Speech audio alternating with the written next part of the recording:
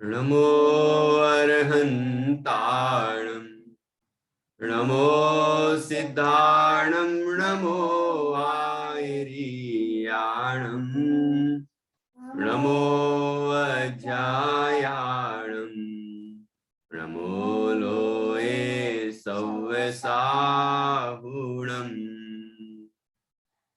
ऐसो पंचणमो यारो सव पावपणासिनो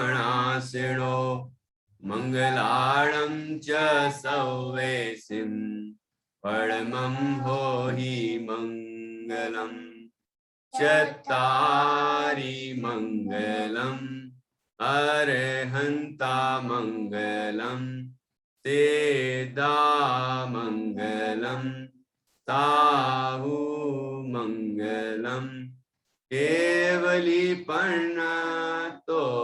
धम्मो मंगलम् चत्तारि लोकोत्तमा अर्हन्ता लोकोत्तमा तेधा लोकोत्तमा ताहु लोकोत्तमा केवलीपन्नतो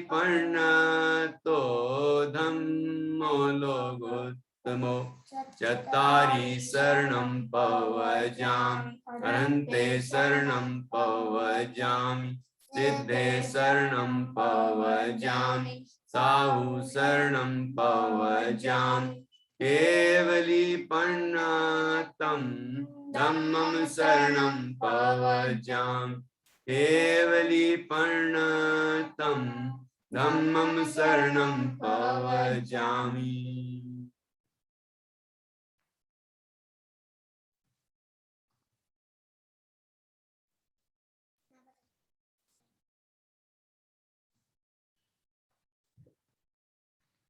आज की कक्षा में हम जैन धर्म की एक कथा सुनेंगे। पहले जो हमने हमारी कथा बत्तीसी नाम की पुस्तक है जिसमें अनेक ग्रंथों से हमने अनेक कहानियां संकलित की हैं, उनके अंदर से जो कहानियां हमने अभी तक नहीं सुनी हैं, मतलब जो क्लासों में हमने नहीं सुनाई हैं, ऐसी कुछ कहानियां आपको सुनाएंगे। आप देखिए इसमें आपने कौन सी कहानियां सुन ली हैं। संसार दर्शन कथा, ऐसी 32 कहानियां हैं। ये देखिए ये कहानी आपने सुन ली है, लेकिन आप भूल गए होंगे थोड़ा बहुत, तो आप पढ़ लीजिए और नहीं तो अपन फिर से बाद में सुनेंगे।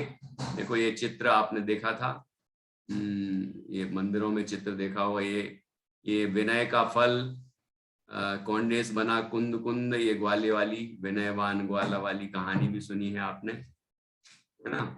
और इसके बाद ये अकृत पुण्य बना धन्य कुमार, ये कथा भी आपने सुनी है। ये मुनराज को आहार दान की भी चर्चा है इसमें। बहुत सुंदर कहानी है धन्य कुमार चरित्र के अंदर से, तो आपने ये भी सुनी है। ये तंदुल मत्स्य वाली कथा, ठीक है, ये भी आपने सुनी थी, पहले हुई है ये कहानियां। ये कौआ वाली देखो, विषया शक्ति का फल, ये याद करो, ये आपने पढ़ी है ये। और जिसको याद नहीं आ रही हो वो अपनी किताब में से पढ़ेंगे, ठीक है। कोई शब्द कठिन लगे तो घबराना नहीं, अपने मम्मी पापा से पूछ लेना, है ना। स्कूल की बुक्स में भी तो आपके शब्दार्थ होते हैं कि नहीं होते, पीछे शब्दार्थ, तो कुछ ना कुछ कठिन शब्द आते हैं, तो वो हम सीखते हैं उनके अर्थ, तो वो भी तो सीखना, भाषा भी विकसित होती है हमारी, ठीक है। तो इसलिए घबराएं नहीं, बल्कि उसको सीखें। और ऐसी ये कथा, और इसके बाद फिर ये सत्यंधर वाली, तो जीवनधर चरित्र पूरा ही पढ़ लिया हमने। इसके अलावा आपकी बाल कक्षा में भी ये सारी कहानियां हो चुकी हैं। राजा सत्यंधर की विषयाशक्ति और विरक्ति वाला जो कथा है, ये हो चुकी है उसमें। और इसके बाद गुरु आर्यनंदी और शिष्य जीवनधर कुमार, ये कथा भी आप सुन चुके हैं, ये देखिए। और इसके बाद है ये महामंत्र का महाप्रभाव, कुत्ता बना देव, ये भी सुनी थी आपने। ठीक है, जीवनधर चरित्र में तो आई है ये, बाकी भी सुनी है आपने। राजा जीवनधर कुमार का वैराग्य, ये वैराग का प्रसंग आपने सुन लिया है, वो कथा में भी आ चुका है उसमें, शत्रुचूड़ामणि ग्रंथ में। इनको और पढ़ के पक्का करें। ठीक है, अब इसके बाद ये वाली एक ऐसी गुरुदक्षिणा, एकलव्य वाली कहानी है ये। तो मुझे लगता है कि ये आपको नहीं सुनाई है अभी तक, तो ये आज अपन ये सुनेंगे। ठीक है, तो ये पांडव पुराण में आई है। ठीक है ना, ये सब जितनी भी कहानियां हैं सब जैन धर्म की कहानियां हैं और जैन पुराणों में से ली गई हैं। ठीक है ना, इसलिए ऐसा ना सोचें कि एकलव्य की कहानी तो हमने सुन रखी है। तो वो जो कहानी सुन रखी है उसमें क्या विशेषता है, यहाँ का जैन दर्शन का क्या दृष्टिकोण है ना, वो भी समझना जरूरी है। कथा मिलती जुलती हो भी सकती है, लेकिन कथा का जो दृष्टिकोण है, कथा से जो संदेश मिलता है, कथा का जो कथ्य है, प्रतिपाद्य है, वो जैन दर्शन के दृष्टि से, जैन दर्शन के अनुरूप ही होगा। वो महत्वपूर्ण है, वो हमें सीखना है। तो यहाँ पर लिखा है कि आधार भट्टारक श्री सुचंद्र द्वारा रचित पांडव पुराण, उन्होंने जो ग्रंथ लिखा है पांडव पुराण, उसके आधार से है। तो अपन यही कथा आज सुनते हैं। और आप रीडिंग आप कर लेंगे, ठीक है ना। मैं आपको कथा सुनाता हूँ, ध्यान से सुनना, और आवश्यकता पड़ेगी तो उसमें से भी हम देखेंगे। ठीक है,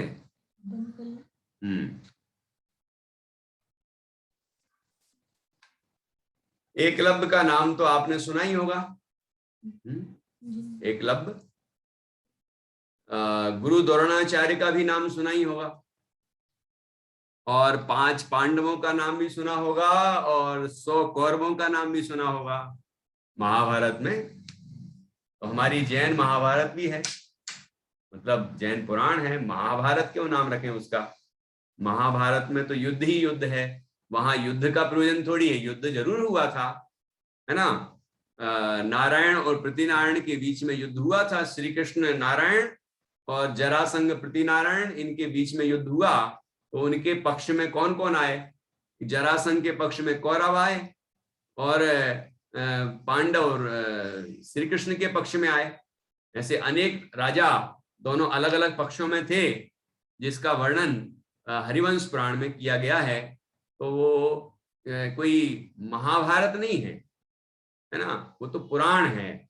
और उसमें नेमिनाथ भगवान का भी, मूल में तो नेमिनाथ भगवान का वो पुराण है। इसके पहले के कई भगवान हुए हैं उसी हरिवंश में, उनका भी वर्णन है। ठीक है ना, तो वो मूल तो पुराण वह होगा जिसमें कि धर्म ध्यान होगा, जिसमें कि पाप छूटेंगे, जिसमें कि धर्म पुण्य की प्राप्ति होगी, जिसमें कि मोक्ष प्राप्ति की प्रेरणा मिलेगी, वही वास्तव में हमारे लिए ग्रहण करने योग्य होगा। तो ऐसे जो हमारे पुराण हैं, उनमें जो कथाएं प्रचलित हैं, प्रतिपादित हैं, वह हम यहाँ पर कक्षा में सुनेंगे। यहाँ पहले हम इस कथा 32 में मंगलाचरण लिखा है, उसको पढ़ते हैं, जिससे आपको ख्याल आए कि प्रथमान योग क्या है और हमें किस तरह पढ़ना चाहिए। तो ये भी प्रारंभ में मंगलाचरण दिया है, उसको पढ़ते हैं हम। देखिए ये मंगलाचरण। वर्धक ज्ञान विराग सुख, कहूँ कथा 32, वीर नाथ गुरु जिन वचन, को नम कर नित शीस। पंच प्रभु का नाम ले, बढ़ता पुण्य अपार, फिर कथा सुन, क्यों ना हो भव पार। प्रभु का जीवन चरित है, हम सबको आदर्श। महापुरुष महासती का जीवन देता है। लौकिक जीवन प्रभु का प्रेरक है जग बीच। जीवन जीने की कला सिखलाता बहुरी। पापी जन का कथन भी कथा मध्य जब आ, पाप भाव फल जान कर पाप तजूं दुखदार। धर्म रहित जो कथा है, धर्म कथा उसको जान। पापाश्रव की है तू है, तजू से हित जान। पाप परायण पुरुष की कथा पापमय हो। पाप वर्धिनी कथा तज, पाप त्याग सुख हो। धर्म वर्धिनी कथा ही धर्म कथा कहला। धर्म कथा में मन लगा, बेकथा नहीं सुहा। पुण्य पाप फल जान कर त्यागूं पाप विकार। वीतरागता प्रगट कर पहुँचूं मुक्ति मजार। भवतन भोग स्वरूप लख, तज दूं घर संसार। मुनि बन ध्यान निज आत्मा, पाऊं सुख विकार। इस मंगलाचरण के अंदर आपने देखा कि किस तरह से हमारे लिए ये प्रथमानियों के चरित्र कितने आनंददायी हैं, कितने हमारे जीवन में उमंग उत्साह भरने वाले हैं, सकारात्मकता पैदा करने वाले हैं और हमें मुक्ति मार्ग की ओर ले जाने वाले हैं। ये सभी चीजें इसमें आई हैं। और साथ में ये भी आया है कि जो पाप कथाएं हैं वह हमें पाप बंध के कारण है, इसलिए उनको हमें नहीं सुनना चाहिए, नहीं देखना चाहिए, है ना। ये बातें भी इसके अंदर आई हैं। इसके बाद जो एक प्रथमानियों की आवश्यकता वाला प्रस्तावना के रूप में लिखा गया चैप्टर है, वो आप पढ़ेंगे तो आपको और भी बहुत सुंदर बातें मालूम चलेंगे प्रथमानियों के संबंध में। तो वह जरूर आपको जानना चाहिए, हम सबको इससे प्रेरणा लेना चाहिए। यहाँ बताया है सबसे पहले तो मंगलाचरण में शुरुआत की है, ये कथा 32 हमारे ज्ञान वैराग और आनंद को बढ़ाने वाली है। इसमें जो कथाएं हैं जैन धर्म की कहानियां, और इसमें वीरनाथ भगवान महावीर, फिर हमारे निर्ग्रंथ गुरु और जिन वचन जिनवाणी को वंदन करके कथा 32 प्रारंभ की गई है। और यहाँ बताया है कि पंच प्रभु का, पंच परमेष्ठी का हम नाम लेते हैं तो पुण्य की वृद्धि होती है, और उनकी हम कथा सुनते हैं तो हम संसार सागर से पार क्यों नहीं होंगे, अर्थात अवश्य होंगे। उनसे, उनके जीवन से प्रेरणा लेके उन जैसा हम भी बनने का प्रयत्न करेंगे। ठीक है। फिर यहाँ बताया है कि जो महापुरुष हैं, महासतियां हैं, जो पुराण में आते हैं, प्रथमानियों के ग्रंथों में, वो हमारे जीवन के आदर्श हैं और उनके अनुसार हमें अपना जीवन जीना चाहिए, उनसे प्रेरणा लेना चाहिए। अब इसमें बताया है कि जो उनका लौकिक जीवन है, गृहस्थी थी, राज्य संचालन वगैरह था, है ना, और भी अनेक गृहस्थ अवस्था में उनके उतार चढ़ाव आए होंगे, तो उससे हम ये देख सकते हैं कि उनने जो लौकिक जीवन जिया है और उनमें धैर्य, साहस और समता रखी है, धर्म का उन्होंने अनुसरण किया है, वह हमें भी सीखना चाहिए। और उससे जीवन जीने की कला हमें सीखने को मिलती है, महापुरुषों के लौकिक जीवन से, गृहस्थ के जीवन से भी, है ना। और जो बीच बीच में कहानियों में पापियों की कथा भी तो आती है, उससे शिक्षा क्या लेना है। ऐसा नहीं सोचना कि पापियों की कथा आए तो पाप की शिक्षा ले लो, कि कहानी से तो शिक्षा लेना चाहिए कि नहीं। पापियों की कथा आए मतलब उन महापुरुषों ने पूर्व भाव में कोई पाप किया होगा, या कोई पापी की कथा बीच बीच में आती है, तो वो पाप छोड़ने की प्रेरणा लेना उससे। ठीक है, पापी जन का कथन भी कथा मध्य जब आए, पाप भाव फल जानकर पाप तजून दुखदाय। कि वो अकृत पुण्य पूर्व भाव में किस तरह से उसने देव द्रव्य चुराया और उसका सेवन किया, विषयों में लगाया, तो वो नरक में गया और फिर अकृत पुण्य बना, तो गर्भ में आते उसके पिताजी मर गए हैं, वो जन्मा तो धन संपदा नष्ट हो गई। ठीक है ना। इस तरह से और हम इसको सुन के पाप छोड़ने की शिक्षा लें। इसके बाद यहाँ बताया कि जो धर्म से रहित कथा है, जैसे कि टीवी में आप तरह तरह की कहानियां देखते हैं, फिल्में देखते हैं, तो ये सब धर्म रहित हैं, इनमें कोई धर्म नहीं है, सब में पाप का पोषण है। कौन किसके पीछे पड़ गया, तो कौन ने किसके साथ प्रेम प्रसंग किया, तो कौन ने किसको मारा, कौन ने किसकी हिंसा की, ये सब पाप ही पाप तो हैं, है ना। तो ऐसी जो कथाएं हैं वो विकथाएं कहलाती हैं, और ऐसी कथाओं को सुनने से, देखने से पाप का बंध होता है, और इसलिए हमें उनको छोड़ देना चाहिए। यदि हमें अपना हित करना है, सुखी होना है, तो ऐसी पाप कथाओं को देखना, सुनना, पढ़ना बंद कर दें। और जो पापियों की कथाएं हैं वो पाप वृद्धि में ही निमित्त बनेंगी, वो कोई धर्म की वृद्धि में तो निमित्त बनेंगी नहीं। इसलिए ऐसे जीवों की कहानियां हमें नहीं पढ़ना चाहिए, उसको त्याग देना चाहिए। और धर्म को बढ़ाने वाली जो कथाएं हैं वह धर्म कथा है, और धर्म कथा में हम मन लगाएंगे, विकथा हमें बिल्कुल नहीं सुहाएगी। और धर्म कथा में मन लगेगा तो पुण्य की वृद्धि होगी और हम धर्म मार्ग पर लगेंगे। और यहाँ कहा है कि उन कथाओं के बीच में जो पुण्य और पाप का फल बताया जाता है, इससे हम पाप को छोड़ें और वीतरागता को प्रकट करें, तो पुण्य भी छूट जाएगा, और वीतरागता की पूर्णता होगी तो मोक्ष की प्राप्ति होगी, और वही मोक्ष प्राप्ति हम करें। और संसार शरीर भोगों से विरक्त होकर, घर परिवार सब जंजाल को छोड़कर हम मुनि बने, निर्ग्रंथ दशा धारण करें और अपने आत्मा का ध्यान करके और अनंत आनंद स्वरूप मोक्ष को पाएं।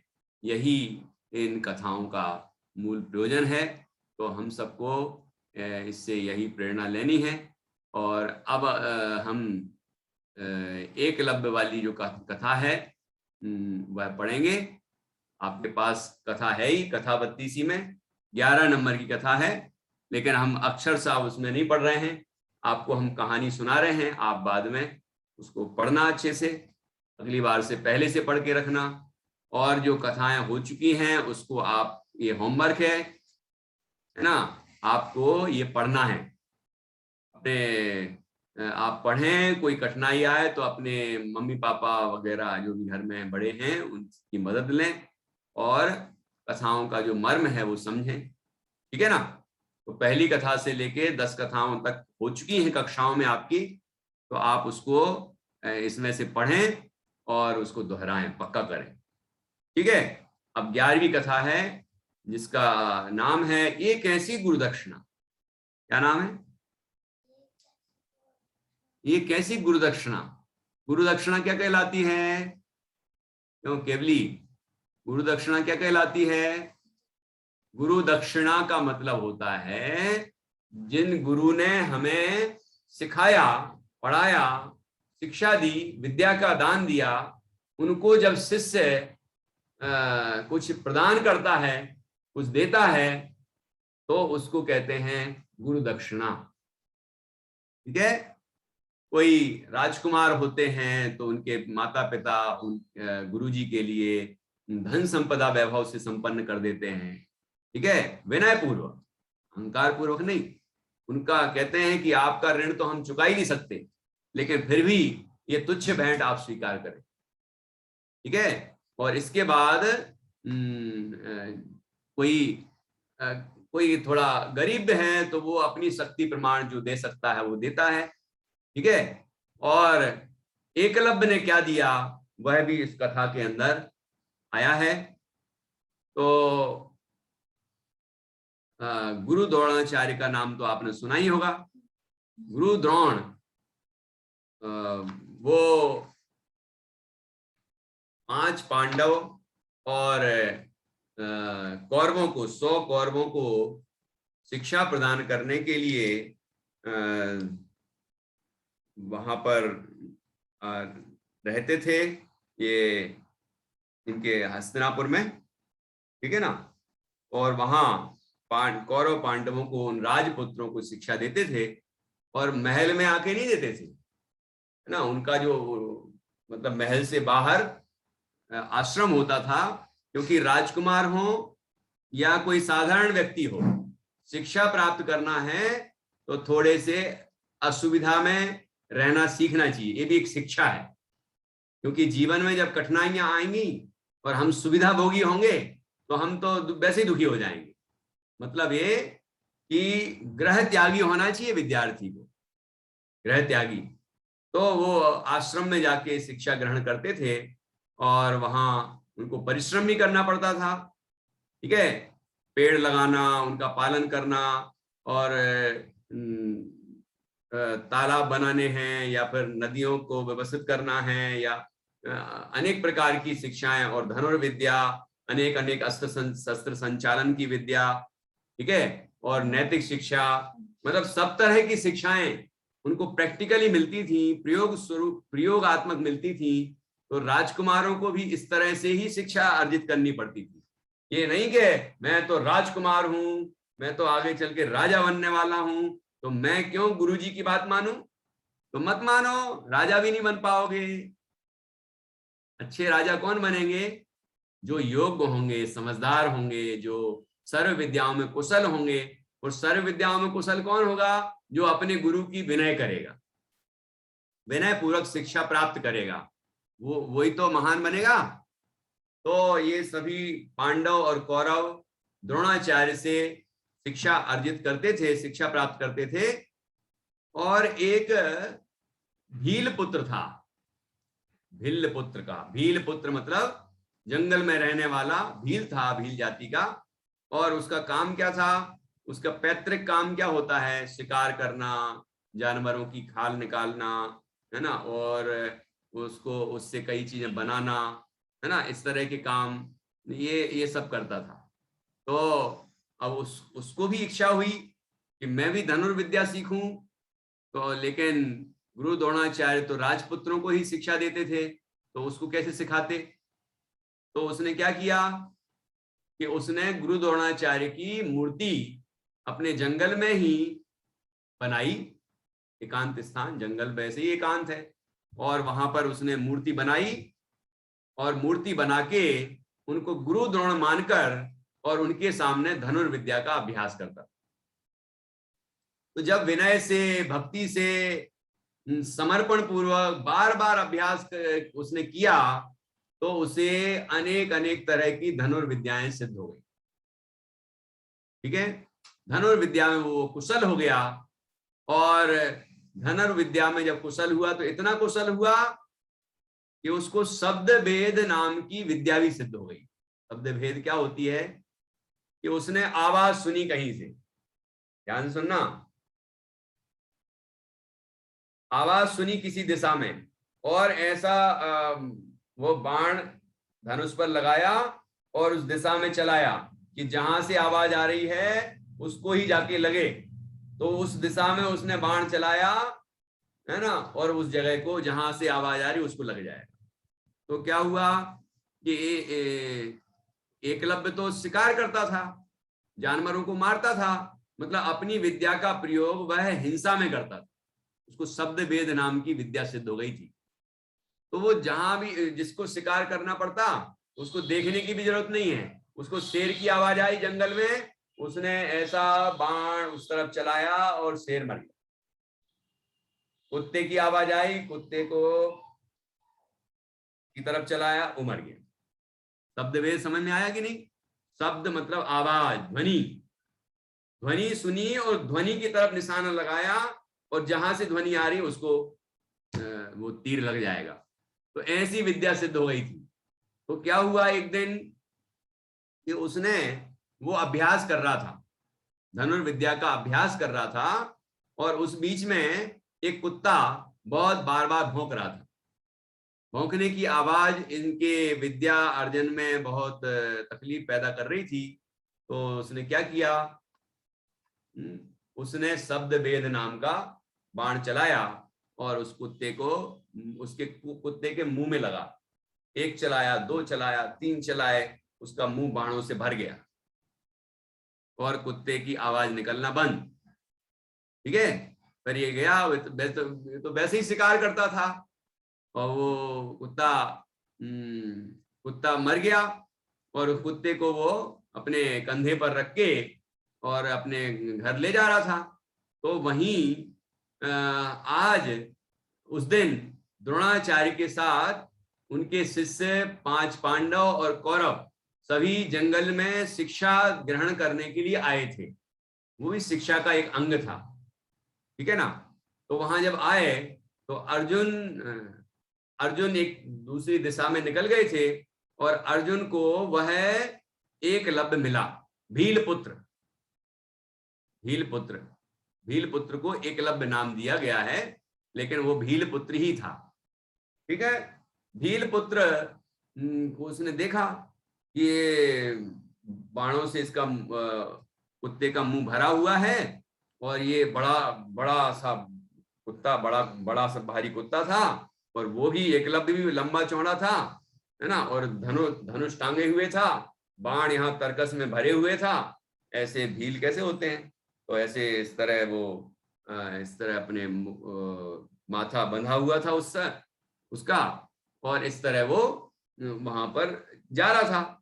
सामने से आया, दोनों मिले, तो अर्जुन को बड़ा आश्चर्य हुआ, ये क्या है?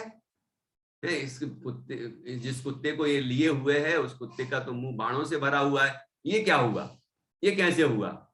तो उसका परिचय पूछा कि आप कौन हैं, इस तरह उससे परिचय पूछा। तो उसने अपना सारा परिचय दिया कि वो भील पुत्र है, और शिकार करता है, और अनेक पशुओं को मारता है, और उनको मार के और उसकी खाल निकालता है, उसके अनेक अनेक चीजें बनाता है, और मांस भक्षण भी करता है। ऐसा वो तरह तरह से हिंसा करता है। ये सब बातें पता चली। तो कहते ये कुत्ते के मुंह में इतने सारे बाण किसने भरे? ये तो उसने खुद बता दिया कि मैंने ही भरे। तो कैसे भरे? उसने बता दिया सारी घटना जो अभी आपको सुनाई है। अच्छा, तो अर्जुन ने मन में सोचा ये विद्या कैसे सिद्ध हो सकती है इसको? ये तो शब्द वेद नाम की विद्या है, और ये विद्या तो द्रोणाचार्य को ही आती है, गुरुजी को ही आती है, और गुरुजी से मैं सीख रहा हूं। ये विद्या गुरुजी से मैं सीख रहा हूं। तो अब मेरे अलावा मतलब 2 लोग ही जानते हैं, एक तो गुरुजी जानते हैं, मैं जानता हूं, लेकिन तीसरा व्यक्ति कैसे जान सकता है ये विद्या? ये तो बहुत दुर्लभ है। तो फिर क्या हुआ कि उसने कहा कि तुम्हारे गुरु कौन है? तो कहते मेरे गुरु तो द्रोणाचार्य हैं। एकलव्य बोला मेरे गुरु तो द्रोणाचार्य। तुम्हारे गुरु द्रोणाचार्य कैसे हो सकते हैं? कहते नहीं, देखो आओ। फिर वहां ले गया जहां वो अभ्यास करता था। द्रोणाचार्य की मूर्ति बना रखी थी, और वहां पर वो अभ्यास किया करता था। वो सारी बातें उसने बता दी और दिखा दिया पूरा। अर्जुन को सब समझ में आ गया, और फिर अर्जुन को ये विचार आया कि अरे, ये व्यक्ति अपनी इतनी महान विद्या का प्रयोग पाप कार्यों में कर रहा है, पशुओं को मारने में कर रहा है, हिंसा में कर रहा है। तो यह तो विद्या का सदुपयोग नहीं है। विद्या का सदुपयोग तो अच्छे कार्यों में करना चाहिए, लेकिन ये तो पाप में कर रहा है। तो अर्जुन ने जाके अपने गुरु को बताया। एकलव्य से पूछा था कि तुमने गुरु द्रोणाचार्य को देखा है कि नहीं देखा है, पहचानते हो कि नहीं पहचानते हो, तो वो तो नहीं पहचानता था, ठीक है ना। लेकिन उसने गुरु द्रोणाचार्य का नाम सुन रखा था, तो उसने अपने हिसाब से उनकी मूर्ति बना ली थी, ठीक है ना। अथवा कभी ऐसा देखा भी हो, है ना। लेकिन यहाँ तो ये कथा में आया है कि उसने नहीं देखा था, उसने अपने मतलब उनके बारे में जो सुन रखा था उसके हिसाब से उसने मूर्ति बना ली। ठीक है, देखा भी हो नहीं भी देखा हो, लेकिन पहचान तो नहीं पाया था कि ये गुरु द्रोणाचार्य कौन है। तो उसने सारा जानकारी लेके अर्जुन ने फिर अपने गुरुजी के पास गया और गुरुजी को ये सारी घटना बताई। एक ही बात अर्जुन ने जो कही कि वो अपनी विद्या का प्रयोग हिंसा में करता है, ये बात तो ठीक नहीं। अपनी विद्या का उपयोग तो अच्छे कार्यों में करना चाहिए, ये पाप कार्यों में करता है, ये ठीक नहीं है। और ये विद्या आपके ही द्वारा उसने सीखी है। तो उन्होंने कहा कैसे, तो सारी घटना उसने बता दी कि इस तरह। तो गुरु द्रोणाचार्य ने क्या किया था, गुरु द्रोणाचार्य ने अपना वेश बदला और वेश बदल के और वो एकलव्य के पास पहुंच गए, फिर उसका परिचय किया। और उसके बाद उन्होंने कहा कि तुमने किससे सीखी, बोले गुरु द्रोणाचार्य से सीखी। तो गुरु द्रोणाचार्य को तुम पहचानते हो क्या, कि मैं पहचानता तो नहीं हूं। तो यदि गुरु द्रोणाचार्य तुम्हें मिल जाए तो तुम क्या करोगे, कि मैं उनके चरणों में नतमस्तक हो जाऊंगा, और यदि वो गुरु दक्षिणा मांगे तो कि अपने जान दे दूंगा मैं, वो जो मांगेंगे हम दे देंगे। अच्छा इतनी बात है, पक्का, यहाँ वचन ले लिया उससे। तो उनने अपना रूप प्रकट कर दिया और गुरु द्रोणाचार्य सामने हाजिर हो गए। जब गुरु द्रोणाचार्य सामने उपस्थित हुए तो वो उनके सामने चरणों में नतमस्तक हो गया। बहुत सौभाग्यशाली अनुभव किया उसने कि हमारे गुरु, जिनके माध्यम से मैंने इतनी विद्या प्राप्त की है, वो हमारे पास आए हैं। तो उनके चरणों में गिर गया। तो फिर उसके बाद गुरु द्रोणाचार्य ने क्या कहा कि तुमने मुझसे ये विद्या सीखी है, तो उसके लिए गुरु दक्षिणा भी तो देनी पड़ेगी, है। तो बोली आप बताइए क्या चाहिए आपको, मैं सब देने को तैयार हूं, आप तो मेरे प्राण मांग लीजिए, अब भी दे दूंगा। कि नहीं, प्राण नहीं चाहिए, मुझे तुम्हारे दाहिने हाथ का अंगूठा चाहिए, अंगूठा, है ना। तो उसने तुरंत छुरी निकाली और अंगूठा काट दिया और उनके चरणों में गिरा वो। तो अब गुरु द्रोणाचार्य प्रसन्न होके वहां से चले गए, ठीक है। इस तरह से, क्योंकि ये दाहिने हाथ का जो अंगूठा है ना, ये अंगूठे से ही तो अपन तीर पकड़ते हैं, अंगूठा ना हो तो तीर पकड़ना मुश्किल हो जाएगा। तो उतनी वो विद्याएं जो थी, वो विद्याएं वो उसके अनुसार वो काम नहीं कर सकता। और फिर जो विद्या थी शब्द वेद नाम की, वो अर्जुन को द्रोणाचार्य ने प्रदान की। ऐसी ये कहानी है, ठीक है। अब इस पर हम थोड़ा विचार करते हैं कि एक तो यहां देखना यह है कि एकलव्य नाम का जो शिष्य है, भीलपुत्र, उसने विद्या की साधना किस तरह की है, कितनी एकाग्रता है, कितना समर्पण है, गुरु के प्रति कितनी भक्ति है। इससे ऐसी दुर्लभ विद्या भी उसको सिद्ध हो गई। तो इससे हम सीख सकते हैं कि शिष्य को किस तरह शिक्षा अर्जित करनी चाहिए, ठीक है। एकलव्य का उदाहरण योग्य शिष्य के लिए दिया जाता है। और अब दूसरी बात कि यहाँ लोग कहते हैं कि अर्जुन को ईर्ष्या हुई होगी, जलन हुई होगी, अरे हमसे भी ज्यादा श्रेष्ठ कोई हो सकता है क्या, ऐसा हुआ होगा। ऐसा बिल्कुल नहीं था। जैन पुराण के अनुसार अर्जुन को ईर्ष्या और अहंकार का इस तरह का कोई भाव नहीं था। उसे केवल ये भावना थी कि विद्या का उपयोग हिंसक कार्यों में, वो भी निर्दोष और मूक पशुओं को मारने में नहीं करना चाहिए। और यह कार्य एकलव्य करता है तो यह गलत कर रहा है, विद्या का दुरुपयोग कर रहा है। तो वही बस चाह रहे थे वो कि ऐसा दुरुपयोग ना हो। तो द्रोणाचार्य ने यह युक्ति बना के और वो हिंसक कार्यों में अपनी विद्या का प्रयोग ना करें, इसके लिए उपाय किया। और कोई भावना नहीं थी कि द्रोणाचार्य के मन में ये भावना हो कि अर्जुन ही सर्वश्रेष्ठ धनुर्धर हो, दूसरे ना हो। ऐसी भावना अर्जुन द्रोणाचार्य के मन में भी नहीं थी, ठीक है ना। उनके मन में भी यही थी भावना कि हिंसक कार्यों में विद्या का प्रयोग नहीं करना चाहिए, निर्दोष जीवों की जान लेने में, है ना, पाप कार्यों में अपनी विद्या का प्रयोग नहीं करना चाहिए, ठीक है ना। तो इसीलिए ही उनने ये कार्य किया था। अब दूसरा ये विचार भी अपने मन में आता है कि जैसे इसका नाम रखा है ना हेडिंग, ये कैसी गुरुदक्षिणा, ये कैसी गुरुदक्षिणा है, ये हमने शिष्य से अंगूठा ही मांग लिया। द्रोणाचार्य ने उस शिष्य से अंगूठा मांग लिया, ये मांगने के बजाय और कुछ नहीं मांग सकते थे क्या? अब ये बात तो लोगों ने सोची ही नहीं।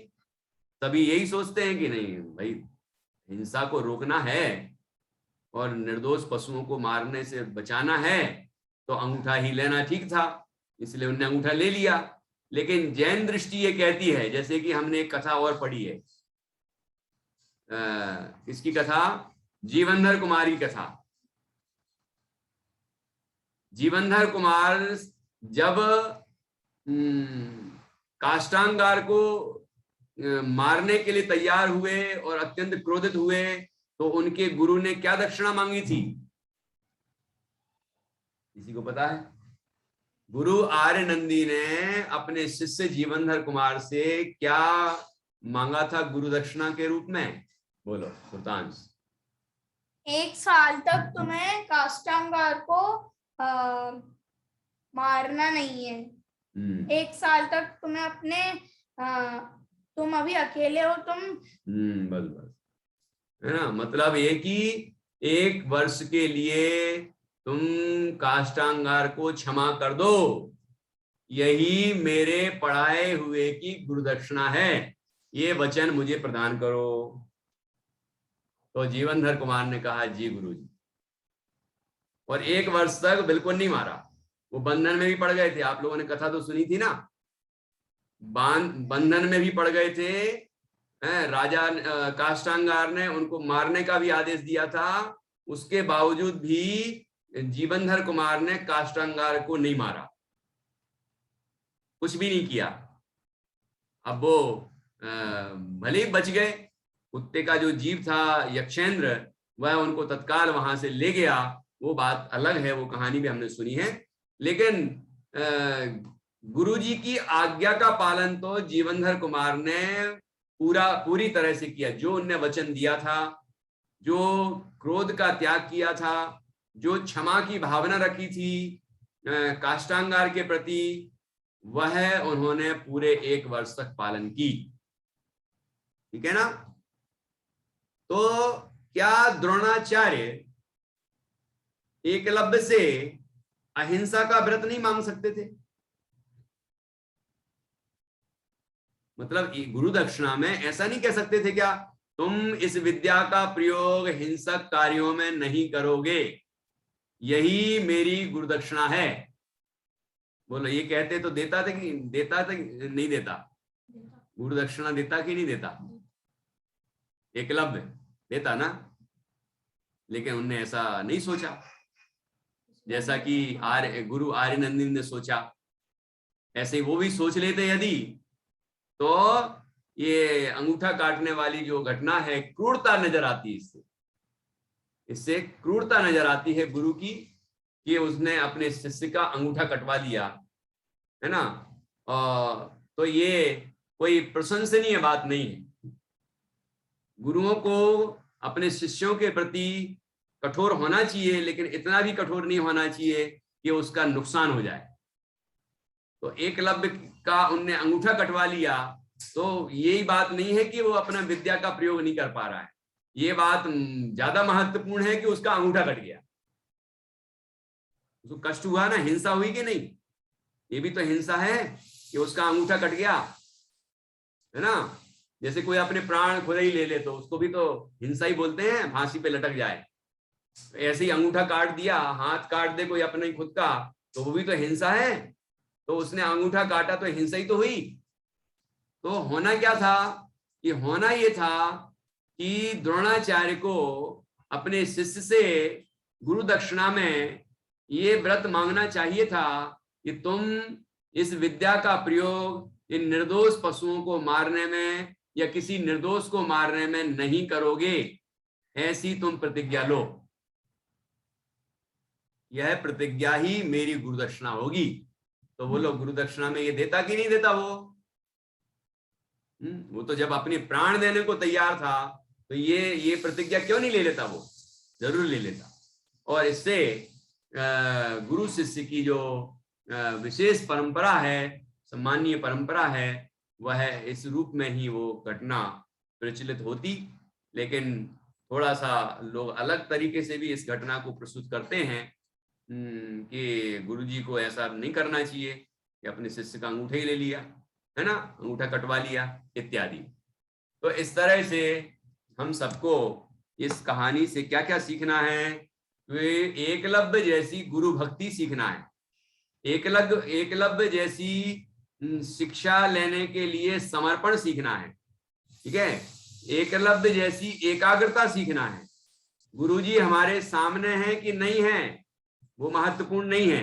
प्रतिष्ठा क्या आरोही, मतलब गुरु टीचर हमारे सामने हैं तो हम बढ़िया बढ़िया पढ़ें, उनकी आज्ञा माने, और जैसे टीचर इधर से उधर गए हम उनकी बुराई करने लग जाएं, या पढ़ें लिखें नहीं, या उनने जो होमवर्क दिया वो भी नहीं करें। ये कोई शिक्षा लेने का तरीका हुआ क्या?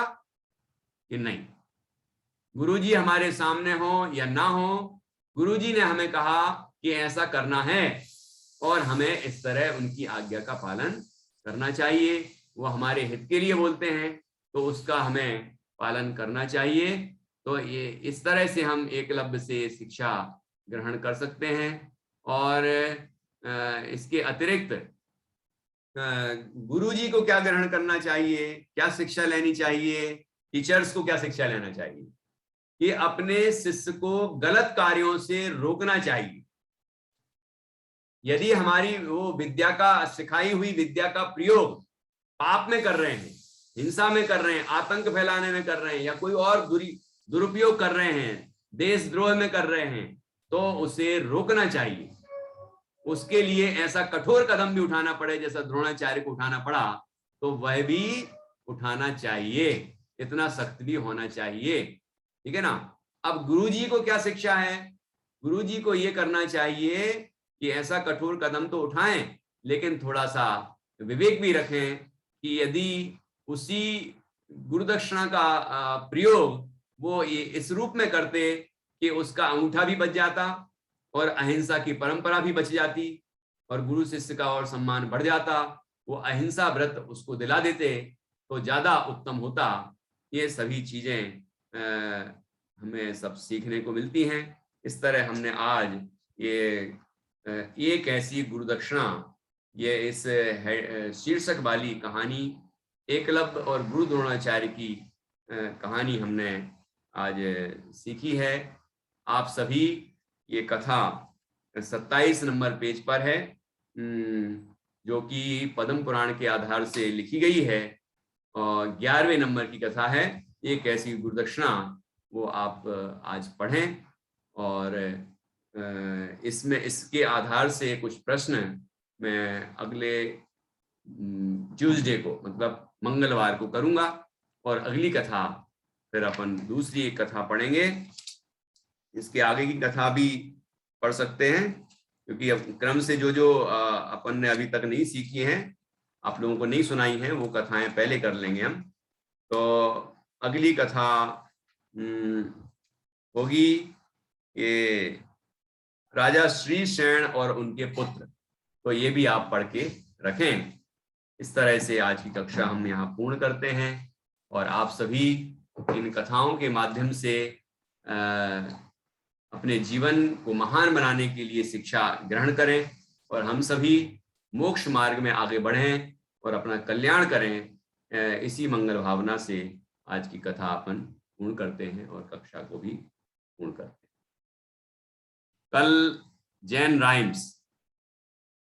राइम्स पढ़ाई जाएगी, ठीक है ना। जो अब Jain rhymes and poetry book लिखी गई है, नई अभी प्रकाशित होने वाली है, तो उसके ही आधार से एक गीत को सुन तो मंडे को चलेगी, सोमवार गीत को सुन, मंगलवार कथा 32 और दूसरी कथाएं इसके बाद, और उसके बाद तीसरे दिन बुधवार को जैन राइम्स एंड पोएट्री, और उसके बाद फिर आपको बता ही दिया है कि जो English grammar, Hindi grammar, Sanskrit grammar एक एक दिन चलेगी, जो आपके स्कूल में भी आपको मदद करेगी। तो इस तरह से अपनी पाठशाला आगे बढ़ेगी। और आज की चर्चा हम यहाँ पूर्ण करते हैं। बोले महावीर भगवान की जय। और सभी बच्चे 9 बार नमोकार मंत्र का जाप करेंगे और इस तरह कक्षा अपन पूर्ण करेंगे। कल मिलेंगे ठीक 4:15 बजे।